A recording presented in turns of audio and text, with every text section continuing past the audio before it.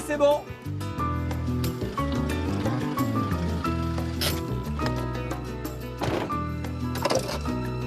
Ça au moins, on est sûr que si le bateau y va, la voiture elle ira pas.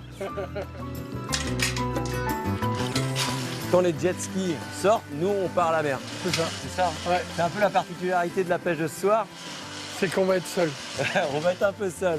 Bonjour à toutes et tous, ou plutôt, que dis-je, bonsoir à toutes et tous. Ravi de vous retrouver cette semaine. On se trouve en compagnie de Michael, notre guide de pêche de la semaine. Michael, ce soir, la particularité, c'est qu'on va aller pêcher une espèce que j'ai jamais pris apparemment. Alors on va pêcher les grands calamars, les calamars rouges. Ça vit vraiment en grande profondeur.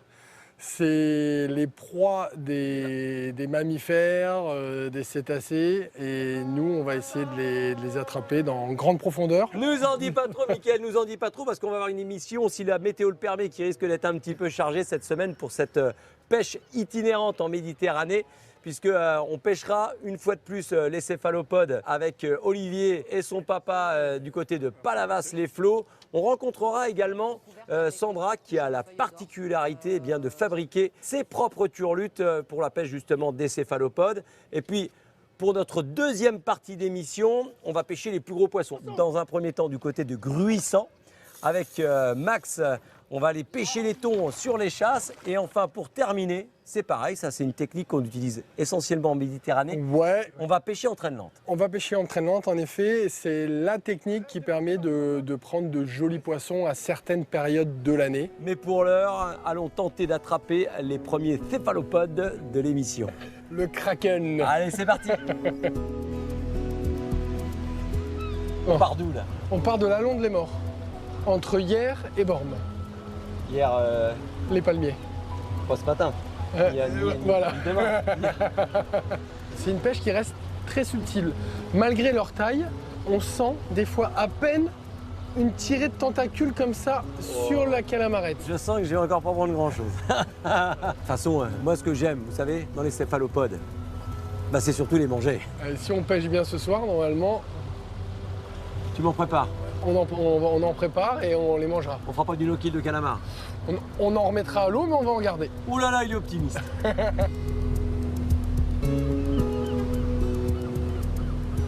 On est bientôt arrivé. 202. 202 mètres, 208 mètres. Là, on est dans la fosse. Il reste plus qu'à préparer les calamarettes avec les appâts.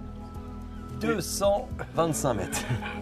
Allez, le temps que ça arrive dans le fond, à mon avis, demain, il refera jour. Au départ, il fallait les chercher au fond. Une fois que tu en chopes un, il y en a d'autres qui suivent. Quoi ça? C'est les, Non, une nouvelle frontale. c'est les lumières pour attirer les calamars de grand fond. D'accord.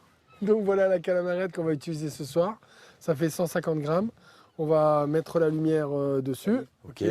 Voilà, une calamarette, une lumière, et on va mettre un appât dessus. Un petit sévreau, c'est l'appât de base en Méditerranée. Le petit sévreau que nous, on compare souvent au chinchard. Mais c'est pas la même chose puisqu'on n'est pas en Atlantique, on est bien en Méditerranée. Et toi, tu mets la rouge. Ouais, je mets la rouge, on verra bien. 150 grammes, il faut atteindre les 200 mètres de fond. Je peux vous dire que la descente, elle va être longue.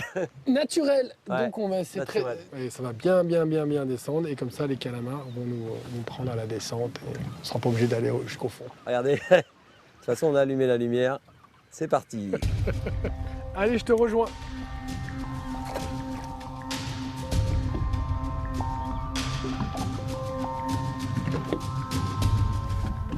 Ce qui est incroyable, c'est qu'il est bientôt 22 h et je suis en t-shirt.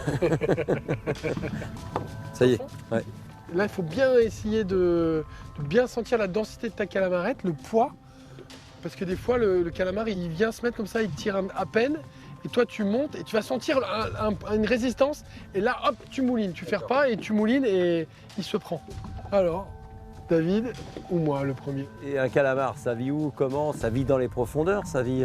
Ça vit très profond. En pleine journée, ça peut aller à 500, 600, 700 mètres de profondeur. Et en fait, la nuit, ils sortent des fosses et ils viennent sur les hauts fonds pour chasser, pour manger, en fait. Hop, t'en as un? Hop, là, ça y est, ça y est. Ouais. Ah, bien joué. Là, c'est un long travail qui commence. C'est ça. Voilà, là, il est décollé. Alors là, je peux vous dire un truc, c'est que je connais pas grand-chose dans la pêche des céphalopodes. Mais il y a une chose que j'ai appris, c'est qu'il faut laisser se débrouiller le gars qui l'a. Parce que sinon, je la connais l'histoire. Vous savez, Il tient. ça a l'air d'être lourd, regardez Ouais. ça. Alors, ce qui se passe, c'est que des fois, tu en as un autre qui arrive et qui le mange. Ah ouais? Attends, on a repris un deuxième en route. Possible ça. Parce que c'est beaucoup plus lourd Qu'au début? qu'au début. Ah, ça arrive. J'en ai un. J'en ai un aussi. Oh la vache, ouais. Attention. Ah, il est beau. Tata. Tata. Il est magnifique. C'est un superbe animal. Et en fait, la particularité du calamar rouge, c'est qu'il n'a pas les ventouses, lui. Il a que des mâchoires, des dents. C'est que des petites mâchoires, en fait, qui déchirent. Et c'est pour ça que les cachalots, en fait, sont lacérés sur le visage, parce que quand ils mangent des gros calamars, Il est encore loin. Hein. Après 20 ans de Seasons, 12 ans bientôt de Seasons Hebdo, je vais encore prendre une espèce que j'avais pas pris, j'avais jamais pris. Et tout ça en France. J'en ai un. Tu l'as? Ça va être ton tour, David, ça va être ton tour. Quand tu sens le fluorocarbone qui passe, tu me le dis. Ouais. Hop là, décroché. Décroché. Décroché à... Oh non, je suis écœuré. C'est pas grave. Redescends, vas-y, redescends, Oh, redescends, je suis redescends. vert, je viens de me taper 150 mètres à remonter. Redescends, tu vas le faire. Oh, je suis écœuré. De toute façon, ça... C'est bon, il arrive, il est là, il est là, tu l'as ouais, il est là, ouais, il est là. Il a l'air un peu plus gros.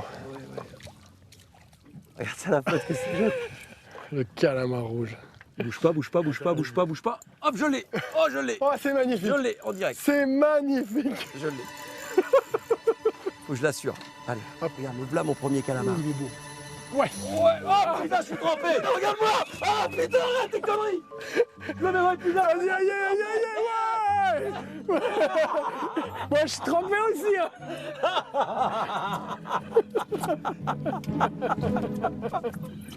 Le mal qui est pas d'encre. Génial. Une espèce de plus pour le Chéchène et pas à n'importe quel prix quand même. Il est beau. Ouais, il est gros. Et oui. Et en voilà un autre, ils sont sous le bateau. David, merci, c'est toi qui les as montés. Moi, je voudrais voir le mien déjà. Regardez ça. Là, ça. Ça vous bouffe, ça.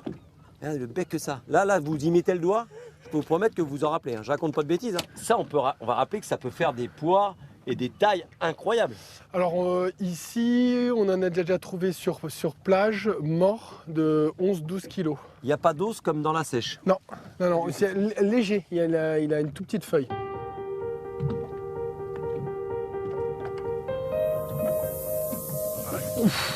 Ça y est, repris.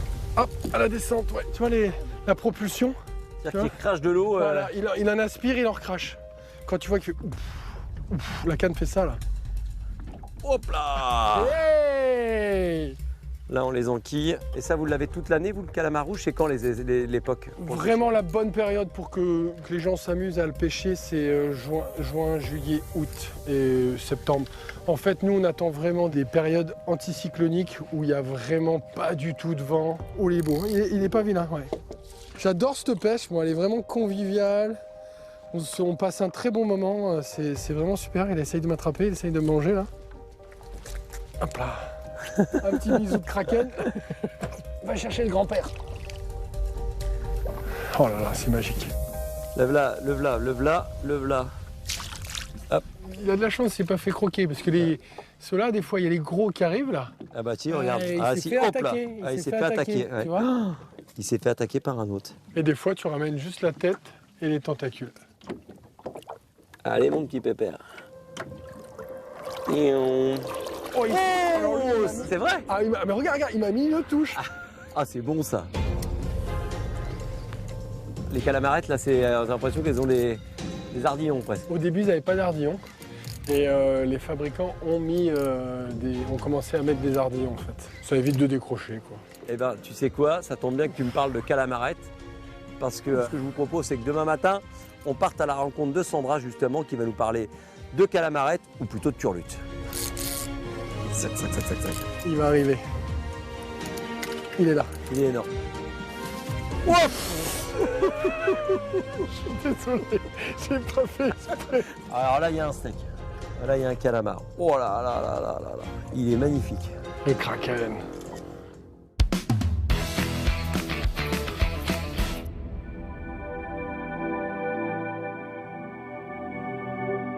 La différence entre une turlute et une calamarette, Il n'y en a pas. il n'y en a pas. Voilà, après, c'est juste des détails qui différencient sur la même appellation. Puis celle-là, c'est ma toute première réalisation de A à Z. Alors raconte-nous comment on se dit tiens, je vais faire des calamarettes. Déjà, c'est une passion. Hein. Au départ, ma passion, c'est quand même la pêche. Au départ, il y avait aussi la sculpture sur bois. Et puis, les deux passions se sont ralliées. J'ai dit pourquoi pas. Et puis de là, ça a débordé dans ma tête par rapport à cette première. Voilà.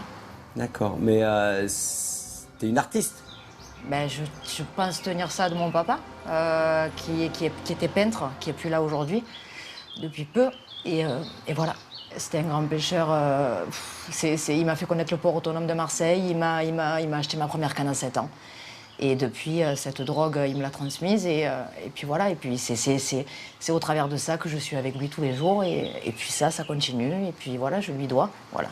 Donc à la base, c'était pas vraiment pour pêcher, c'était plus pour faire des œuvres d'art. Alors, c'est les deux, mais sur certains modèles, le but n'était pas de pêcher avec. C'était vraiment pour créer des pièces uniques, parce que chaque pièce, pour moi, sera unique, parce que ça ne sera pas industriel, donc automatiquement unique. Et celle-là, elle est au-delà de tout. C'est une brosse à dents.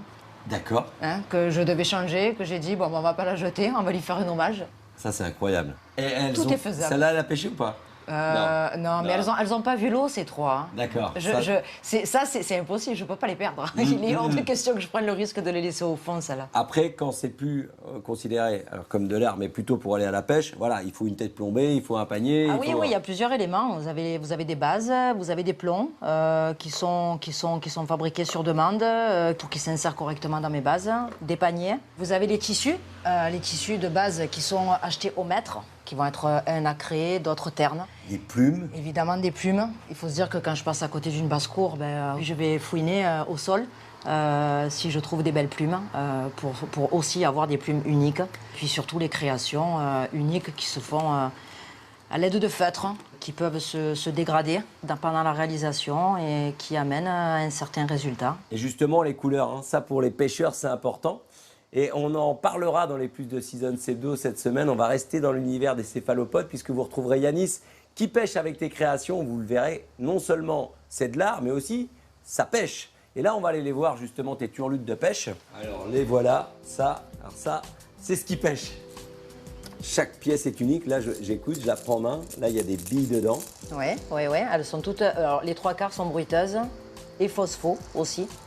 Elles ont leur avantage et leurs propriétés, chacune. Des petites, qu'on appelle des opailles. Elles sont plutôt destinées à la pêche en bateau, la pêche à la verticale, aussi pour les sèches, surtout pour les calamars. Et puis après, vous avez les modèles les plus connus, soit des semi-plombés, soit des plombés pour la pêche de bord. Et là, on parlera technique du 2,5, du 3 et du 3,5. C'est la différence en fait de plombage. S'il y avait une turlute à conseiller à nos pêcheurs de ta production, c'est quoi la plus polyvalente? C'est celle où tu es sûr d'attraper des calamars rouges, blancs ou encore des sèches? Alors, je partirai sur ces modèles-là, qui sont en dégradé et qui offrent un contraste, deux contrastes justement, et qui ont leur particularité. Alors, bruiteuse, deuxièmement, un phospho magnifique de nuit, après un éclairage à la lampe UV. Ça, c'est deux modèles incontournables. Alors, si celle-ci, c'est celle que tu fabriques quotidiennement et qui vont se retrouver à peu près entre 20 et 30 euros, alors on ne va pas rentrer dans les détails, celles-ci, ce sont des pièces uniques. C'est encore plus unique. Là, c'est complètement différent. Là, on est dans des modèles qui sont sortis tout droit de mon imagination farfelue, hein, toujours pareil. Là, on va parler d'une pièce que j'ai réalisée il y a à peu près un mois et demi. C'est réalisé avec une vraie peau de poisson. Et exactement, enfin, pour être plus précise, une peau de dorade qu'il a fallu que je travaille pour pouvoir la poser, avec un vernis marin, avec des nageoires, des réelles nageoires. Ça, c'est ma dernière réalisation. Une journée de travail pour poser ne serait-ce que cette peau. C'est une peau de vive, avec la finition de sa dorsale, avec aussi son vernis marin. Et pour finir? Et là, c'est le petit bijou. C'est un petit modèle en 2,5 qui a été recouverte avec 2 couches de feuilles d'or, suivi d'un vernis marin, toujours pour solidifier le tout. Et là, on reste sur des pièces. Celle-là, vraiment... je vais partir pêcher avec. Je pense que, voilà, si tu pêches pas, je te l'offre. Si tu pêches avec, je la récupère.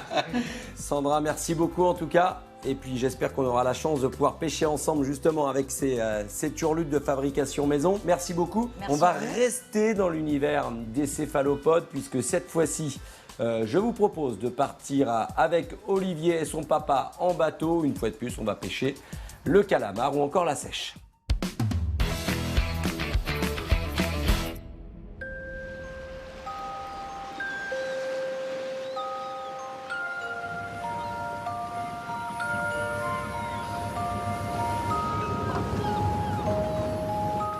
C'est parti, il fait beau, il fait chaud. Mission tout, sèche, calamar et poulpe. Mais surtout les gros calamars parce que début février, commence à y avoir les gros normalement. On voit déjà les coups de bec des sorties précédentes.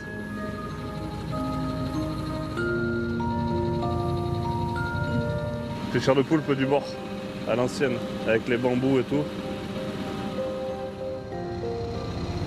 Donc pour commencer, on va se mettre en plein milieu pour essayer de comprendre comment fonctionne la dérive. Et puis après, on se calera pour essayer de rester au plus proche des variations de relief.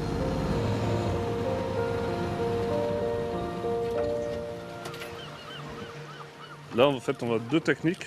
Nous, ce qu'on appelle la pêche en drop shot, à 2 turlutes. Donc là, on est avec un plan de 50 grammes, vu la dérive aujourd'hui, ça devrait nous permettre de bien tenir le fond. On va mettre 2 cannes en drop shot. Donc elles vont pêcher toutes seules.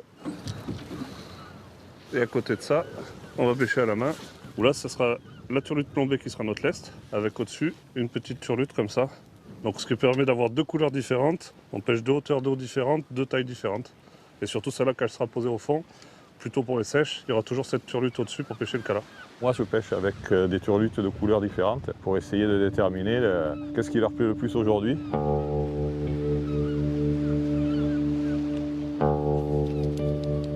Ah, c'est agréable. Puis l'hiver, de toute façon, on n'a pas bien le choix ici. C'est calamar et sèche ou sinon calamar et sèche.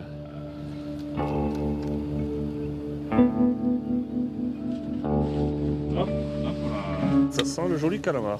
Je pense que là, ouais. Ouais, cala. Joli. Pas un monstre, mais ça part de là. Oups, ça crache, fais gaffe. Dans la caisse, elle est pas noire. Le challenge, c'était juste une compétition sur celui qui ferait le premier. Après, quel que soit le résultat, c'est acquis maintenant. Les calamars, chez nous, ils arrivent, allez, on va dire début septembre. Pour être sûr, peu importe la température de l'eau. Le top du top, quand il y en a le plus, quand on se régale, enfin, si on aime faire du nombre, c'est novembre, décembre. Et là, à partir de janvier, c'est là où il commence à y avoir les gros calamars. Et idem pour les sèches. Cette année, ça a été une année exceptionnelle. Ouais. Sèche, non? Non, non, cala. Ah. Tac. Voilà. Hop, hop, hop. Hop, un autre. Là-bas. Vas-y, pas.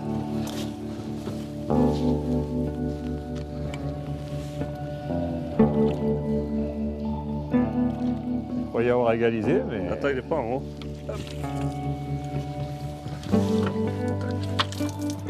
Les paniers là, ils sont pleins de glaire. Et ça, il faut surtout pas remettre à l'eau. Il faut donner un coup de brosse à dents pour nettoyer avant. Allez, je te laisse t'en occuper de pas. Ouais.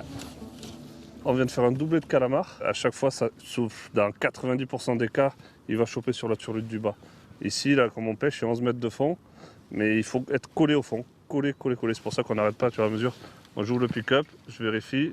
Ça lâche pas de fil, c'est bien que je rase le fond, je suis bon. Par contre, on était sur des coloris orange. Et là, je vais passer sur du vert pour pouvoir complètement changer. On va juste, grâce au casque, lui permettre de descendre un peu plus vite et de tenir le fond. Parfait, donc là, ça fait qu'on a alourdi la turlute, mais on garde la forme pour l'animation.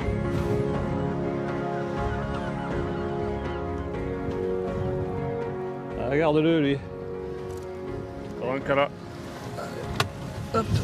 Là, je crois que la météo, elle nous dit stop pour le calamar.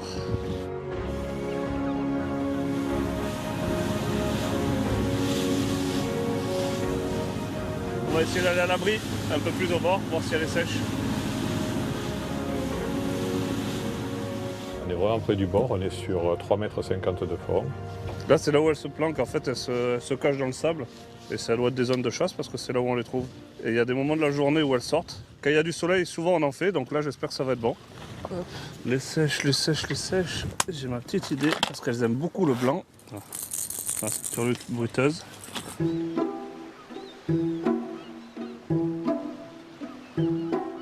Le le gros de la période, c'est maintenant, là, c'est février, mars, avril. Mais c'est vrai qu'en septembre, octobre, c'est très bon, mais on les pêche beaucoup ici dans les étangs. C'est très connu, les temps de taux, là, où il y a beaucoup de sèche dedans. Yes, sèche. Pas grosse, mais j'en ai une. Ah, c'est les petites sèches qu'on fait au bord. Hein. Ouais, joliette, ça va. Yes. Voilà.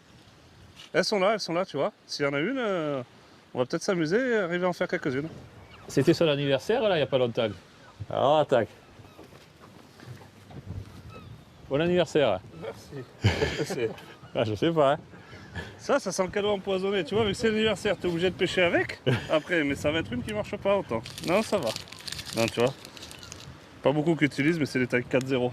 Et quand même, quand on met des grosses sur lutte, souvent on fait des gros calamars ou des grosses sèches. Merci. Bon, ben, tu vois que je prends des risques, mais je sais que de toute façon. Hein. Voilà, couleur Sèvres.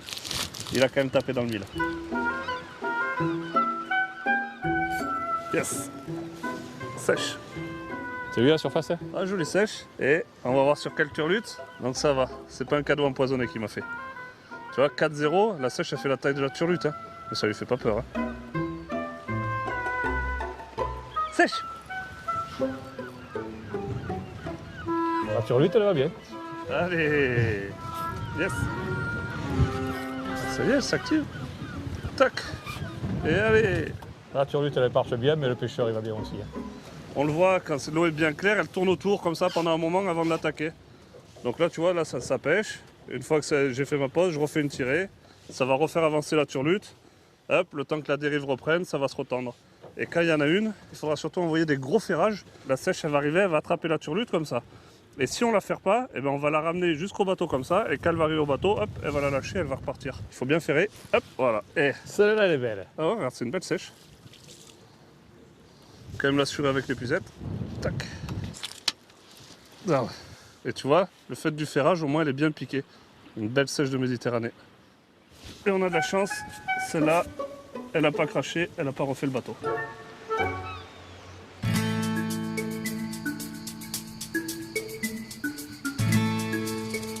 Ah, tu coupes des lamelles comme ça. Ouais. Mais tu l'as épluché d'abord. J'ai fait bouillir l'eau et je les ai laissés 4-5 heures dans l'eau chaude.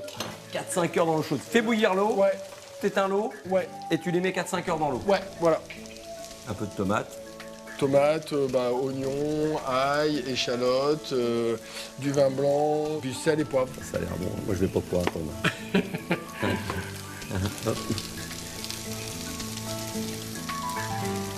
J'adore quand c'est un peu ferme comme ça. Il n'y a pas un poisson, même de mer, qui vaut les céphalopodes. Que ça soit le blanc, le rouge ou la sèche, ça vaut le coup d'y aller à la pêche. Ah, je me mets à table, je te laisse finir. Pas trop de ça. Ça, c'est bon, merci, surtout de ça. Allez, pêcher à la sueur de notre front. Voilà. À consommer sans modération. Hein. Ça, vous pouvez en manger plein. Alors, c'est lequel le meilleur? La sèche, le rouge ou le blanc, pour toi? Alors pour moi, je dirais le calamar blanc. Pour moi. Après la sèche, après le calamar rouge. Moi, je peux vous promettre, c'est super bon. C'est quand même tendre, c'est pas trop caoutchouteux. Ça va aller le coup de pêcher une bonne partie de la nuit. Et ce que je vous propose maintenant, c'est de partir du côté de Gruissant. On va retrouver Max et ses copains. On part cette fois-ci pêcher les thons rouges sur chasse.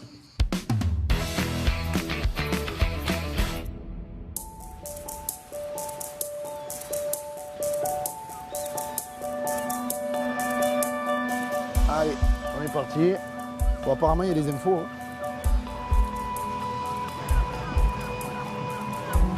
Allez, c'est parti. Une mouette qui tourne, c'est qu'elle voit la nourriture dessous, donc elle tourne, elle surveille. C'est ça qu'on cherche aujourd'hui. Le but, c'est vraiment de rester dans la zone et de voir un petit peu ce qui va se passer. On a vu quand même quelques thons qui rôdaient par là, donc on va essayer de changer de stratégie et d'aller plus à l'encontre des thons. J'espère qu'ils vont être mordeurs, qu'ils vont être joueurs. On est plein de bateaux à chercher, à tourner en rond, à naviguer. Bien vu Ryan, chasse de thon. Oh là là là là là là là. Chez toi. Allez. Allez, on débloque le compteur aujourd'hui. Ils sont à gauche et à droite, hein, il y en a partout. Oh là là, je suis dedans.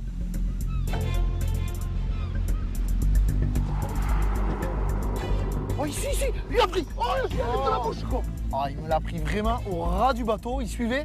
J'ai vu qu'il suivait, j'ai coupé. Je l'ai vu prendre. Et quand je l'ai ferré, je l'ai sorti de la bouche, quoi.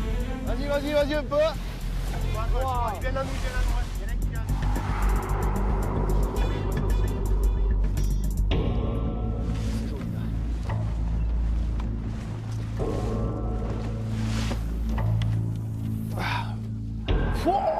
C'est mine, ah là je suis dedans. Poisson. Ah qui. Il risque de pas être content. Hein. Il est bien pris. Oh. Ah ça. Il est là. Ah. Tu l'as? Allez, faut voir. Voilà, super. Ça. Voilà nos petites torpilles méditerranéennes. Ça fait ces petits poissons d'une quinzaine de kilos, mais sportivement c'est génial quoi. On va vite le remettre à l'eau. Waouh, petit poisson de 15 kilos en light en 40 livres, c'est fabuleux. Les scientifiques disent qu'il y a de plus en plus de poissons. Ça c'est un réel constat. Le problème c'est que chez nous le passage migratoire a complètement changé. Il y a 10 ans de ça, on avait des chasses énormes. On avait des terrains de foot, comme on dit, de chasse. Il suffisait d'arriver, on jetait, on était pendu. Maintenant, c'est beaucoup plus compliqué. On va dire que c'est plus clairsemé. On a des chasses de 5, 6, 10 poissons maximum. Nous, on a un passage qui se fait, allez, on va dire avril-mai. Un petit passage de thon qui passe et qui va en direction de l'Espagne. Et après, on a des poissons qui arrivent sur l'été, qui... Hop, juste devant. Et grosse chasse. Encore à droite. Hop, Allez, vas-y. c'est joli là. Pose-moi-y dessus. Allez. Là, ça chasse. Poisson. Ah. Là, oui. Il a l'air un petit peu plus joli celui-là, je pense. Oh là là, c'est chasse. En fait, je peux pas trop y taper dedans parce que je suis en 40 livres en bas de ligne. Et je peux pas trop me permettre d'y tirer dessus parce que sinon je vais casser. Comme j'avais peur qu'il soit très difficile à piquer, je t'ai monté light. Donc ça a payé, mais il est vraiment à la pointe. Je te l'amène.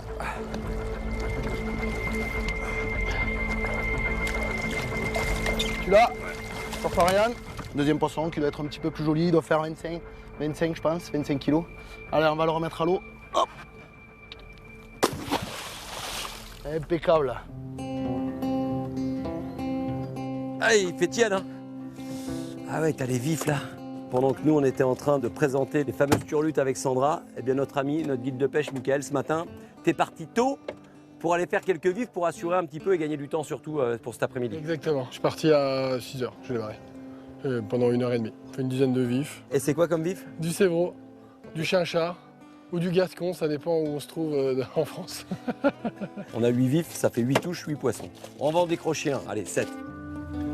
Et là, on part du port. De Bormes-les-Mimosas, on va au large des îles d'Or. Hein, et on va faire de la traîne lente avec les vifs que j'ai fait ce matin pour essayer de prendre une sariole, un denti et pourquoi pas un barracuda, un des 3 prédateurs de la Méditerranée. Je pense qu'on va avoir de la chance. Ah oui.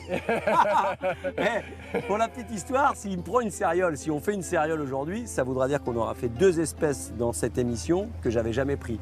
C'est-à-dire le calamar rouge Et la céréole. Et la céréole.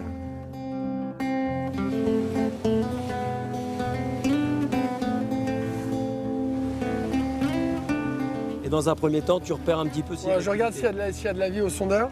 Là, on a du fourrage en dessous. Et là, on est plutôt sur la montante ou la descendante? On est sur une montante. Marée montante, c'est plutôt pas mal ça, non? Ouais, c'est bien, très bien. Il y a du courant, ça met en activité les poissons. Il y a un léger courant. 30 cm de marnage par rapport à 14 mètres, oui. Voilà. Mais nous, on n'a pas de céréole, alors voilà. Et ça, le fait d'avoir maintenant des moteurs électriques, ça a quand même dû changer la pêche. Pour repérer ces lignes au sondeur, être précis, et de pêcher correctement, c'est parfait. Alors, le montage, il est simple. Hein. On a un 60 livres en bas de ligne et 40 livres en fluoro. On va glisser un plomb dessus et moi j'accroche juste un élastique. C'est une combine qui se passe de pêcheur en pêcheur. Et ça permet qu'il soit coulissant rapidement en fait. On prend juste en dessous de la peau et on rentre pas dans la chair, juste au-dessus de la peau. Et on se dépêche parce que Mets-le dans l'eau. là, le petit père. Il reprend un peu ses esprits, c'est bien. Moi je vais accrocher le plomb, je vais te laisser le mettre en place. Donc ça s'appelle le plomb gardien. C'est un plomb de 500-600 grammes avec un fil cassant qu'on accroche entre la tresse et le fluorocarbone. Plomb gardien. On sort le fluorocarbone. Hop. À la jonction entre le fluorocarbone et la tresse, j'ai fait une petite boucle sur la tresse où je vais accrocher tout simplement la graffe qui tient le plomb. Du coup, tu viens prendre le fond, David. Je viens prendre le fond. Ouais, tu viens prendre le fond. Il n'y a pas 200 mètres comme l'autre soir. Non. Il y a combien là? Non, 35. Hop, ça y est. Voilà, tu fais 5-6 tours de manivelle. On se décolle de 4-5 mètres. Voilà, encore un. Voilà, c'est bien. On est décollé, il y a 35 mètres. Et la ligne, elle pêche à 31 mètres. Je te laisse gérer le frein. Voilà, c'est bien. C'est bien? Ça part librement, de toute façon. Ouais, là, regarde. Ouais, c'est parfait. La céréole, c'est un poisson pélagique, comme le thon, hein, comme beaucoup de poissons qui sont entre deux eaux.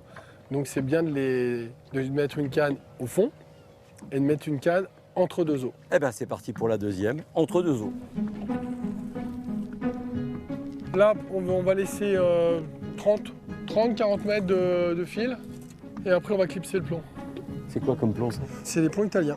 C'est la fonderie de Rome, plomb spécial traîne. Combien de grammes? 300 grammes. Et là, je vais descendre 2 couleurs. Ça, je vais être à peu près entre deux eaux. Et là, surtout, la vraie question, on est sur une traîne. C'est quoi la bonne vitesse? Un nœud. Un nœud. Il faut être le plus bas possible pour que ça soit plus pêchant. En un nœud, on a vraiment une belle présentation en fait. Hein. On passe vraiment dans les tombants, le long des lignes bathymétriques.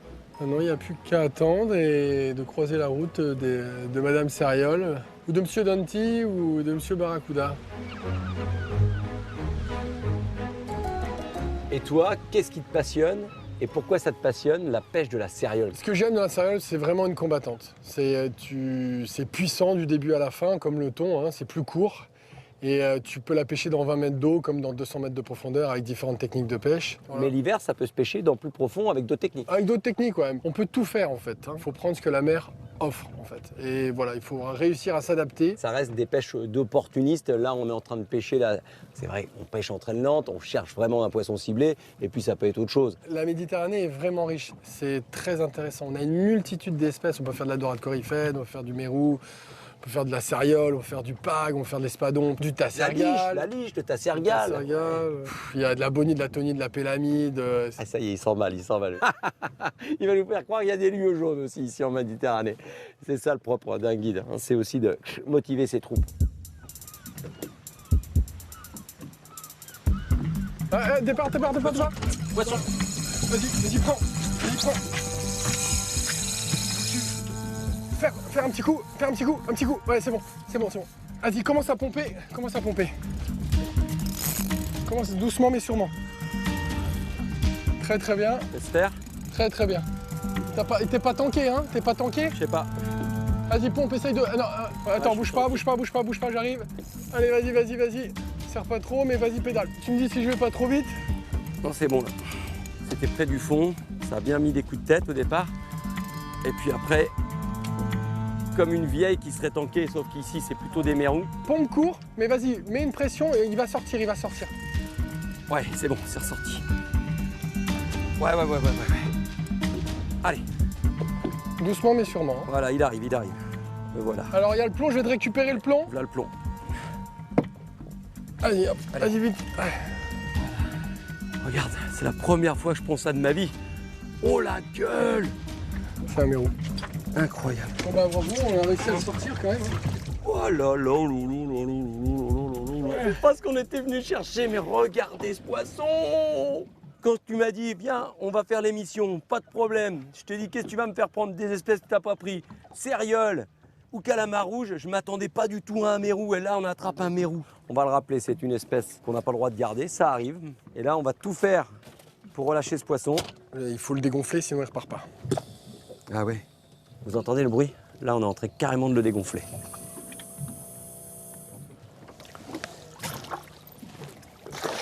Wouhou! Bravo, monsieur le guide. Bravo, David. Superbe. Alors, parle-nous un petit peu de cette espèce qu'on n'était pas venu pêcher. Non, mais non, le mérou est protégé, donc on en prend de temps en temps en traîne lente. Hein. Après, bon voilà, il suffit de prendre une aiguille cathéter ou une aiguille spécifique, arriver à le dégonfler quand il a vraiment de l'air dans l'estomac, la vessie elle a gonflé, et si on arrive à lui enlever, il repart très bien, il n'y a pas de Faut une problème. aiguille. Faut une aiguille ou sinon du lest pour pouvoir le redescendre avec un hameçon sans ardillon qu'on lui met dans la bouche. En fait, il faut le redescendre au fond pour qu'il recrache l'air en fait. Merci Mika. Et t'inquiète pas pour les céréales, ça sera l'occasion de revenir. Par exemple en octobre ou en novembre. Apparemment, c'est vraiment les meilleures périodes. Ça fait partie des périodes vraiment phares pour pêcher la céréole. Et puis surtout, si vous venez faire un tour en vacances, ou si vous aussi vous avez envie d'attraper quelques poissons avec Michael, eh bien, je vous invite à aller faire un tour avec lui. Hein. Il habite du côté de Bormes-les-Mimosas. Merci encore. Merci David. Je remercie tous ceux qui nous ont permis de réaliser cette émission itinérante ici du côté de la Belle Bleue. Merci de votre fidélité. Et nous, on se donne bien sûr rendez-vous vendredi soir prochain à 19h30 pour un nouveau numéro de Season Sebdo. À la semaine prochaine.